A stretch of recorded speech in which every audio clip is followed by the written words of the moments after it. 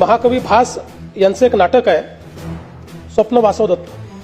आपल्याला माहिती आहे त्यातला एक संस्कृत श्लोक आहे, काष्ट गतो ही पावका काय दहती मित्र शोकस्तु हृदयमस्तीच दहती.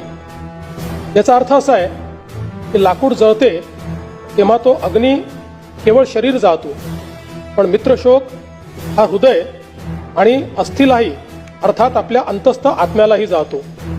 अजितदादांसारख्या एका सच्च्या मित्राचा सहप्रवासाचा असा मृत्यू होणं ही खरं म्हणजे केवळ राजकीय हानी नाही, तर आपल्या सर्वांच्या अंतःकरणाला प्रचंड वेदना देणारी अशा प्रकारची बाब आहे.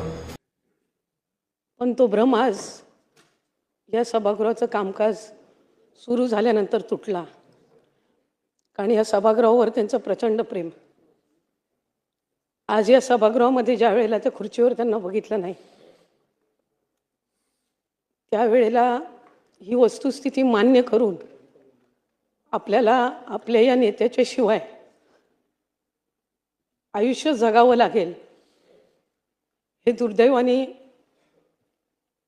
आज बोलावं लागतंय.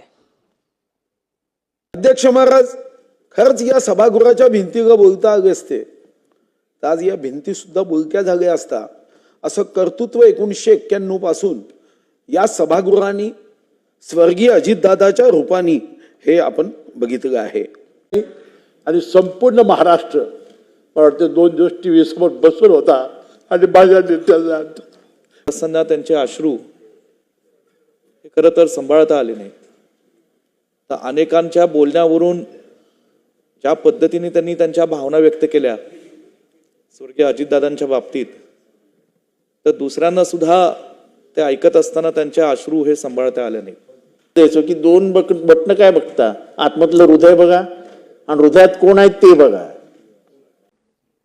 आम्ही राजकारणात प्रेरणा घेतली तो आमचा अभिमान स्वाभिमान, आमचा आधार माझे काका आणि महाराष्ट्राचे अजितदादा यांचा शोक प्रस्तावावर बोलण्यास मी आज या ठिकाणी उभा आहे.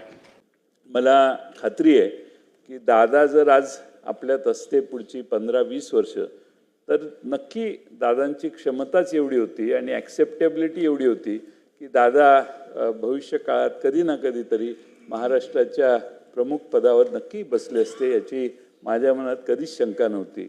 आणि दादांचा अचानक जाण्याचा निर्णय हा खरं म्हणजे चुकीचा झाला.